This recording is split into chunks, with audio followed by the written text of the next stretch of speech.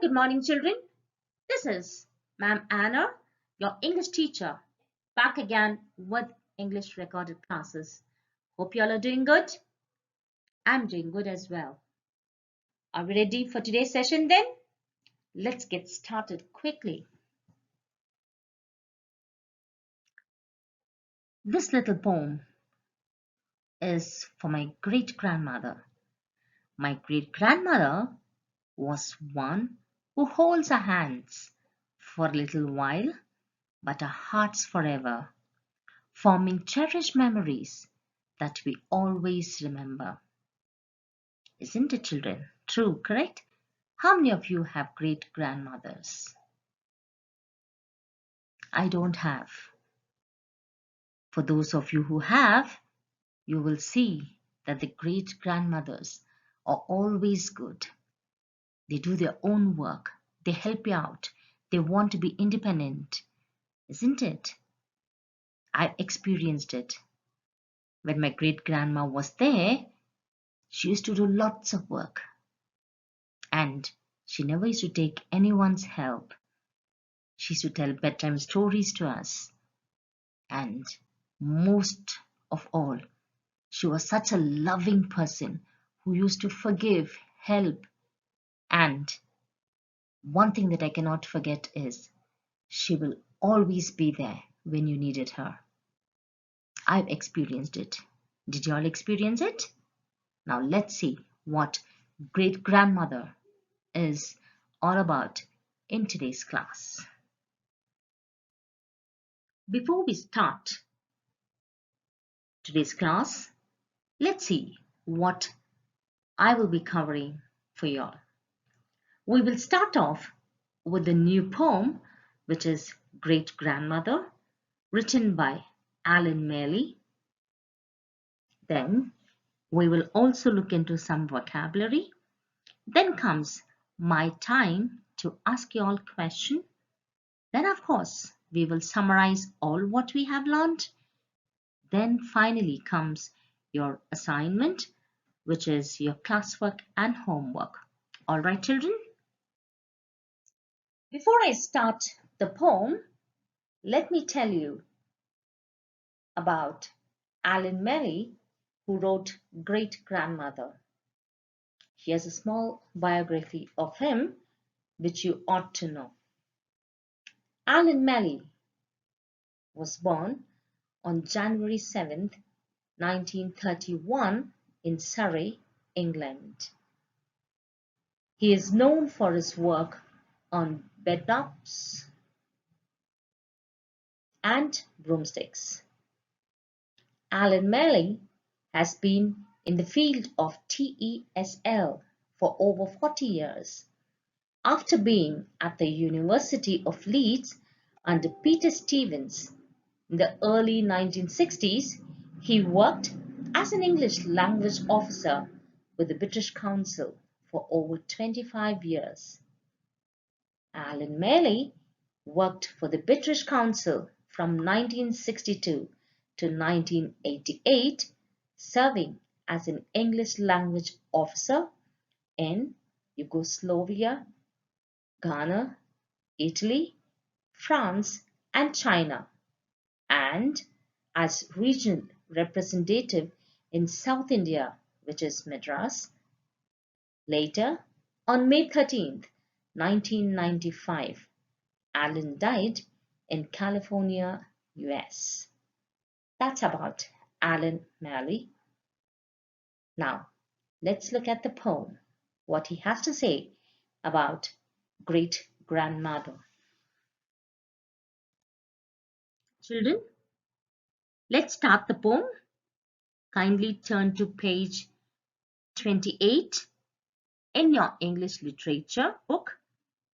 And while I'm reciting the poem, I want you all to toss your fingers through and later recite the way I did. So let's start then. Great-grandmother, written by Alan Mealy.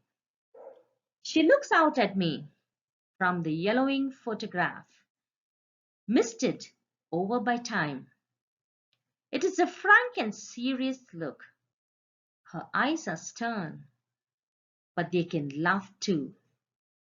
Her hair is pulled back tightly in a bun, and on her black dress she wears no jewelry.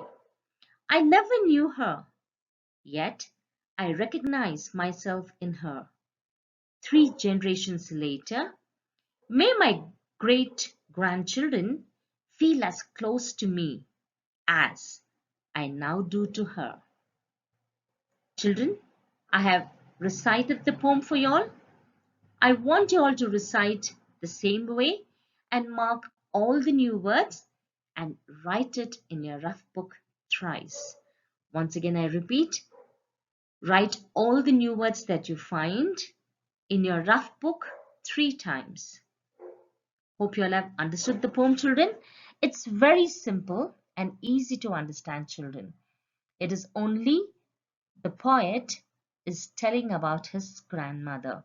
What he says that whenever he's looking at his grandmother, he feels that she's looking back at him from the yellowish photograph. So the photograph that he has might be yellow in color, misted out by time. It is a frank and serious look. Frank means straightforward and serious look. Her eyes are stern. Stern means she looked very strict. But, he says, she can laugh too. Her hair is pulled back tightly in a bun, which means that she is tied her hair at the back. Bun means not the eating bun, children. It is the knot. Have you seen your parents and grandparents sometimes tying up the hair, taking all the hair and putting a tight knot at the back of the head? That is called a bun. And she wears no jewels, and she always dressed in black. Must be the photo is in black and white. That's why he's telling that she, on her black dress, she wears no jewelry. No jewelry means no gold. And he says he never knew her, yet he recognized himself in her. And what he says, after 3 generations, okay, he wants his great grandchildren to feel the same way and to be as close to him as he now feels for his great grandmother. Nice, isn't it? How many of y'all are very close to your grandma and your great grandmother? Most of y'all, I know, because they are very kind and tell you a lot of stories, isn't it? The same way the poet also feels for his great grandmother. Hope you all understood the poem, and it was interesting as well, isn't it? Here are some word meanings for y'all. Misted, dimmed. Frank, straightforward. Stern, strict. Recognize, identify. Generation, group of people who were born and lived. Here are a few antonyms from the lesson. Serious, joking, careless. Stern, friendly, flexible. Mist, brightness, clearness. Frank, dishonest, secretive. Tight, loose, insecure.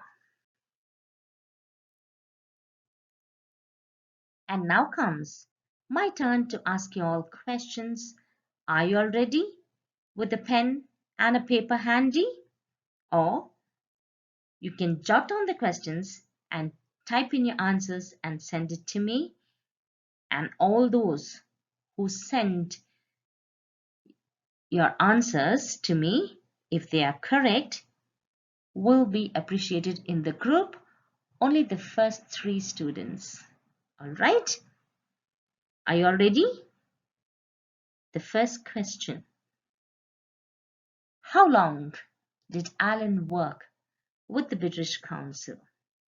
How long did Alan work with the British Council? Second question. What was Alan's job? What was Alan's job?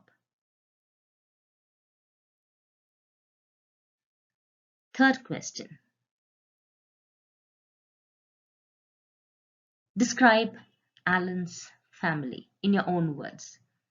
Describe Alan's family in your own words.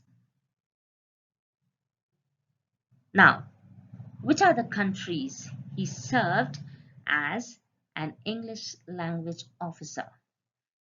Which are the countries he served as an English language officer? When did he die and where? When did he die and where? So let me see who will be the first one to send in the correct answers and also get a round of applause from me in the group. Now let's quickly summarize all what we have learned today. We did learn about Alan Maylie, a glimpse about him. Then we did also see what was great grandmother all about.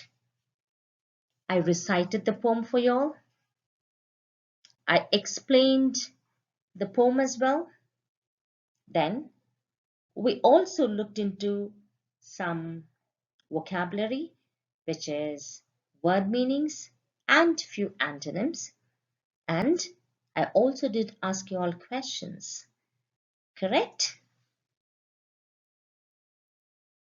Now let's see what your classwork and homework is all about.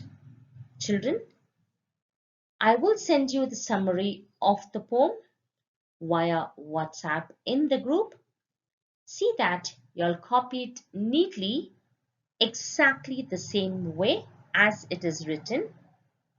With the date, you will write the heading and draw a neat line, leave a line and write summary.